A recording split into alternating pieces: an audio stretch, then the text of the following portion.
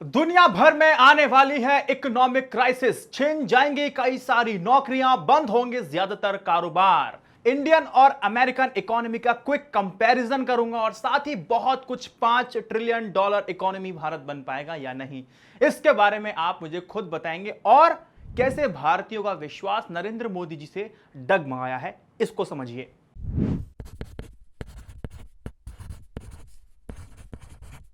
Economy आखिर कहते किसे हैं? अब इसको बुकिश लैंग्वेज से समझाने से अच्छा है कि मैं आपको एक एग्जांपल देता हूं। जैसे कि मुझे एक आईपैड की जरूरत है, मैं आउटलेट पे जाता हूं और उसको पैसे देकर के मैं खरीद लेता हूं। सिंपल सा प्रोसेस है। ऐसे भी आप सभी लोग करते हैं। जिस जिस चीजों की आपको जरूरत होती है, आप उस चीज को जाके खरीदते हैं पैसे देकर के। अब मोटे तौर पे आप इसी को एक इकोनॉमिक मॉडल मानो, जिसमें आपका प्रोडक्शन होता है, उसका कंजम्पशन होता है और साथ ही मार्केट में एक लिक्विडिटी यानी कि सप्लाई ऑफ मनी हो जाती है। अब मैं आपको एक सिंपल सी बात बताता हूं, कुल मिलाकर के आप ये समझिए कि ये इकोनॉमी का एक पूरा ओवरव्यू है। अब आपने इकोनॉमी में एक जीडीपी टर्म भी सुना होगा, जिसे कहते हैं ग्रॉस डोमेस्टिक प्रोडक्ट। आखिर ये होता क्या है, मैं आपको बताता हूं। जो जीडीपी होता है वो क्वार्टरली बेसिस पे कैलकुलेट किया जाता है, यानी कि हर 3 महीने में कितना प्रोड्यूस किया जा रहा है और गुड्स एंड सर्विसेज को, और उसी की कीमत को कहते हैं जीडीपी यानी कि ग्रॉस डोमेस्टिक प्रोडक्ट। जैसे कि एक देश में मैं एग्जांपल देता हूं, एक देश में 100 मोबाइल फोन बनाए जाते हैं और उन 100 मोबाइल फोन की जो कीमत है, हर एक फोन की कीमत होती है 1000 रुपए। ऐसे ही 100 मोबाइल फोन की कीमत होगी 1 लाख रुपए। इसका मतलब यह हो गया कि उस कंट्री की टोटल जीडीपी हो जाती है वहां पर 1 लाख। अब आपको एक बात ध्यान रखनी होगी कि जो भी मोबाइल फोन बनते हैं या प्रोड्यूस हो रहे हैं, वो उसी कंट्री में बनने चाहिए। सिंपल सी बात। अब दोस्तों, कई बार आपने सुना होगा कि इस कंट्री की जो जीडीपी है वो डाउन जा रही है, इस कंट्री की जीडीपी बहुत अप जा रही है। अच्छा, डाउन जीडीपी जाने का मतलब क्या होता है, हाई जीडीपी का मतलब क्या होता है? देखिए दोस्तों, हाई जीडीपी का मतलब मैं एक सिंपल भाषा में समझाऊं तो हाई जीडीपी का मतलब better constructed and more comfortable homes, high quality food होता है, इनफैक्ट अच्छे कपड़े आपको पहनने को मिलते हैं, और ग्रेटर वेराइटीज हर चीज में होती हैं, चाहे वो कुछ भी हो, एंटरटेनमेंट हो, कल्चरल अपॉर्चुनिटीज हो, बहुत ज्यादा बढ़ जाती हैं।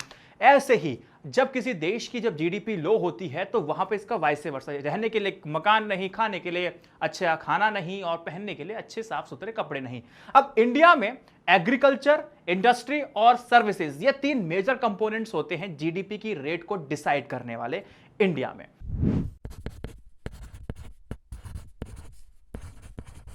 अभी इंडिया की कंडीशन क्या है, इसका जवाब हमें वर्ल्ड बैंक की जीडीपी रैंकिंग दे देती है। 2018 के वर्ल्ड बैंक के आंकड़ों के मुताबिक जीडीपी के मामले में भारत 7वें नंबर पर था, जबकि ब्रिटेन और फ्रांस 5वें और 6ठे नंबर पे थे। यह इंफॉर्मेशन आई थी, मैंने आपको रिपोर्ट भी किया था। साल 2017 में भारत फ्रांस को पछाड़ करके आगे पहुंचा था। इसका मतलब साफ है कि यह डाटा विकास की धीमी चाल की ओर साफ साफ इशारा कर रहा है। भारत की जीडीपी के मामले में अमेरिका अर्थव्यवस्था टॉप पर बनी हुई है। 2018 में यूएस की जीडीपी $20.5 ट्रिलियन रही।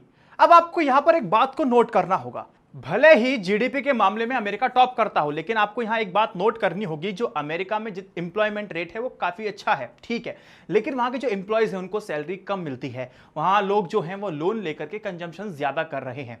ऐसा क्यों होता है, ऐसा क्यों हुआ? अब देखिए, वही मैं इंडिया की बात करता हूं। रिजर्व बैंक ने 4 बार अपने ब्याज दरों में, इंटरेस्ट रेट में कटौती की है, डिडक्शन की है, लेकिन जिसका सीधा मतलब है कि इंडियन कंज्यूमर को इसका फायदा होगा। लेकिन ना तो इंडियन कंज्यूमर उसका कंजम्पशन कर रहा है, ना कोई लोन ले रहा है, और उसकी वजह से ना ही कोई मार्केट में या फिर इकोनॉमी में किसी चीज की डिमांड हो रही है। अब इसको समझने के लिए पहले मैं आपको समझाता हूं कि कर्नाटक में आए फ्लड से इंडियन इकोनॉमी को कितना ज्यादा नुकसान होता है, हर बार होता है।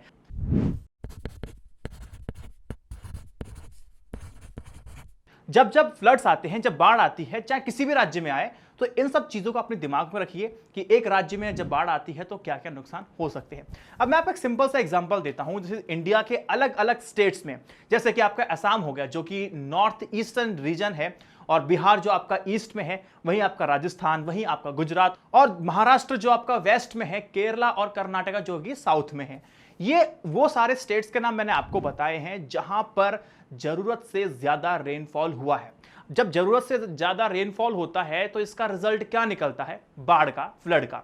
इसका रिजल्ट यही निकला कि गुजरात के बड़ौदा, अहमदाबाद और एंटायर केरला में फ्लड्स आते हैं, यानी कि बाढ़ आते हैं।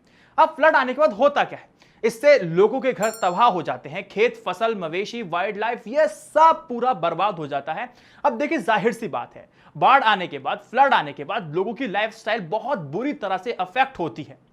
अब जिसके चलते वहां के लोग कम खर्च करना शुरू कर देते हैं, जिसके चलते वहां की उस एरिया की, उस पर्टिकुलर रीजन की, उस पर्टिकुलर स्टेट की जो इकोनॉमी है वो स्लो डाउन हो जाती है। हर साल मुंबई में कुछ दिनों के लिए भारी बारिश का सामना करना पड़ता है, जब हवाई अड्डे को बारिश के चलते या तो पूरी तरह बंद कर दिया जाता है या तो कुछ टाइम के लिए, जिसका अर्थव्यवस्था पर व्यापक प्रभाव पड़ता है।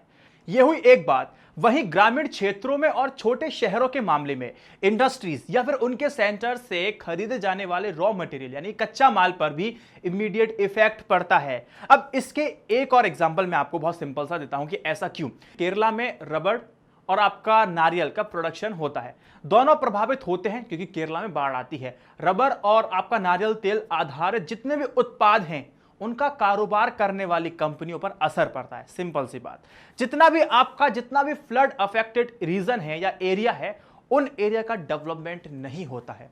इसका भी एग्जांपल मैं देता हूं, बिहार और असम के ऊपरी जो जितने भी इलाके आपको हैं, वहां लगातार बाढ़ आती रहती है। किसी भी तरह की वहां इंडस्ट्रियल एक्टिविटीज नहीं होना एक ये भी रीजन है कि वहां लगातार बाढ़ आती रहती है। जब भी बाढ़ आती है उससे पुलों में, रेलवे लाइंस में, आपके सड़कों पर, स्कूल पर, हाउसिंग सोसाइटीज को बहुत ज्यादा नुकसान पहुंचता है। अब जो स्मॉल बिजनेस हैं उनके बारे में जरा सोचिए, उनका क्या होता होगा। अब जो छोटा दुकानदार है उसका सारा सामान तो बर्बाद हो जाता है। अब उसकी रिकवरी के लिए उसको लोन चाहिए। अब उधार लेने में भी बहुत सारी उसकी प्रॉब्लम्स होती हैं। उसके पास दो ऑप्शंस होते हैं, या तो बिजनेस को कम करे या उसको बंद कर दे। हर बाढ़ के बाद राज्य का जो इकोनॉमिक बर्डन है वो बढ़ जाता है। अब इकोनॉमी में भी उनके द्वारा किए जाने वाला जो कंट्रीब्यूशन भी रुक जाता है।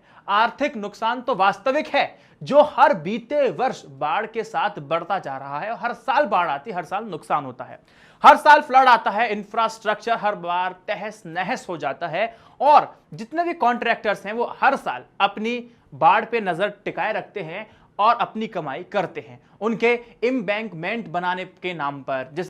और हमें थोड़ा सा क्लाइमेट चेंज के बारे में सोचना चाहिए, नहीं तो आने वाले टाइम में जो सिचुएशन है बद से बदतर हो जाएगी।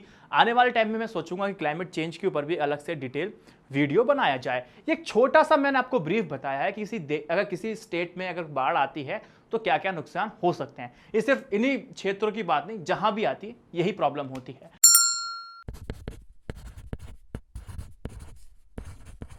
अब डोनाल्ड ट्रंप ने अपने सेंट्रल बैंक फेडरल रिजर्व से कहा है कि वो डिडक्शन को कंटिन्यू रखते हुए आगे भी इंटरेस्ट रेट को घटाने का काम करे।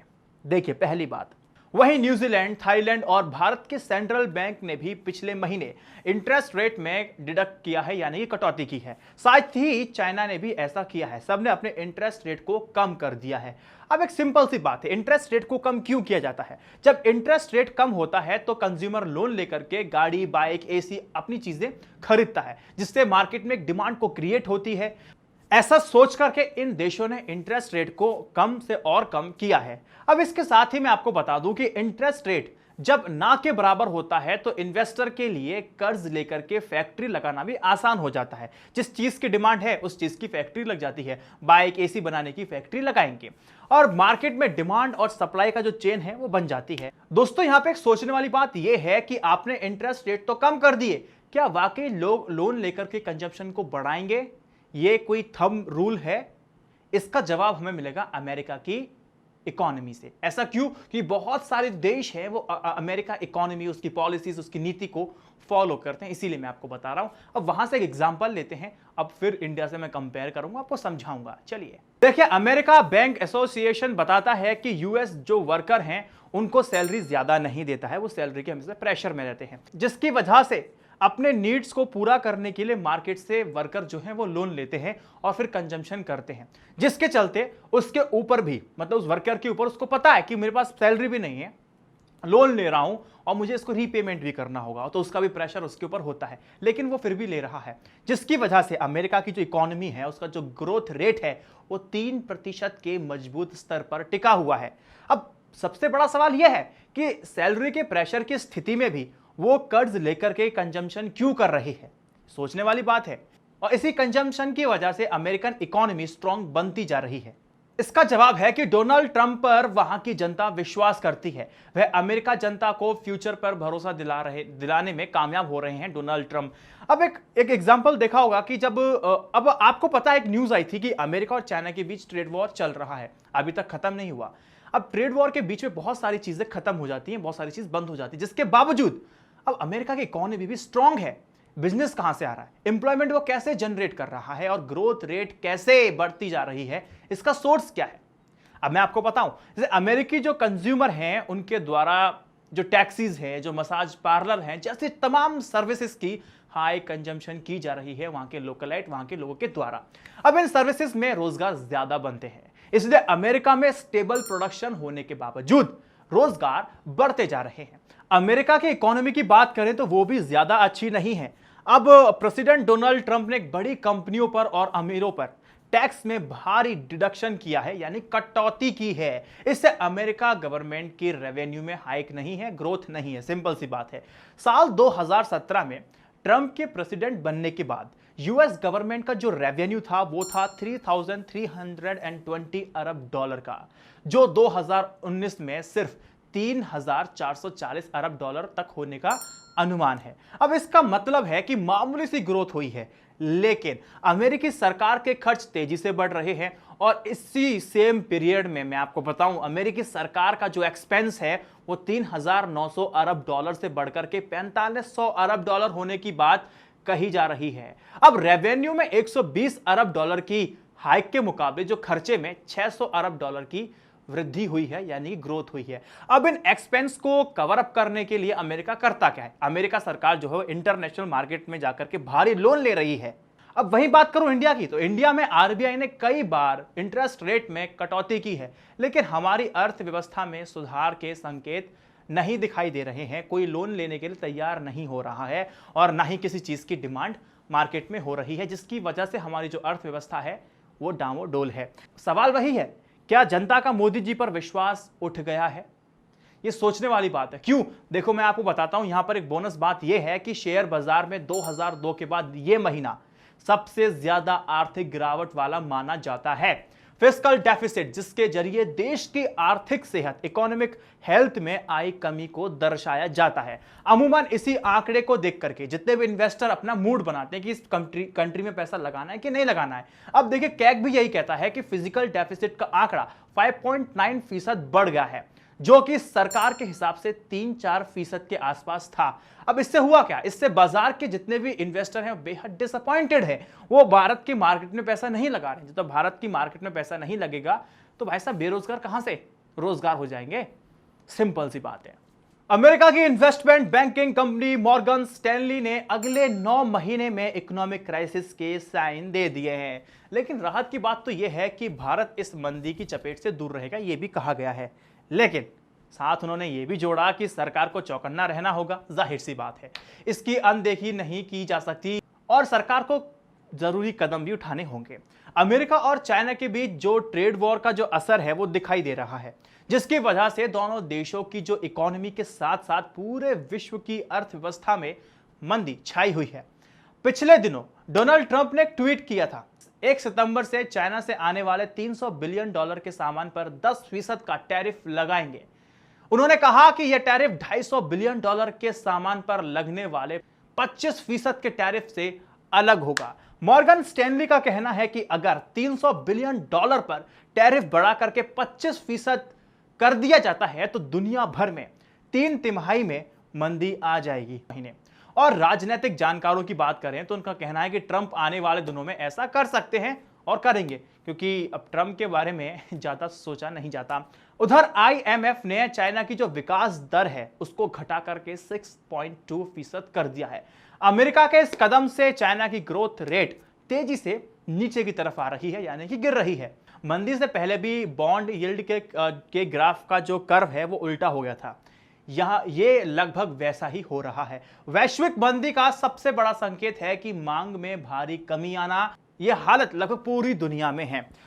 भारत में ऑटो सेक्टर का हाल बुरा है, मांग में भारी कमी है। जीडीपी में इसका योगदान 7% है। जीएसटी कलेक्शन में 11% योगदान होता है, जबकि मैन्युफैक्चरिंग जीडीपी का इसका योगदान 50% तक है। अब देखिए, इस क्राइसिस की वजह से 300 डीलरशिप बंद हो चुकी हैं, हजारों लोगों की नौकरियां जा चुकी हैं। तमाम रिपोर्ट्स का यह दावा भी है कि अगर यह सेक्टर मंदी से नहीं जल्द उबरा तो आने वाले महीनों में 10 लाख से ज्यादा लोग बेरोजगार हो जाएंगे।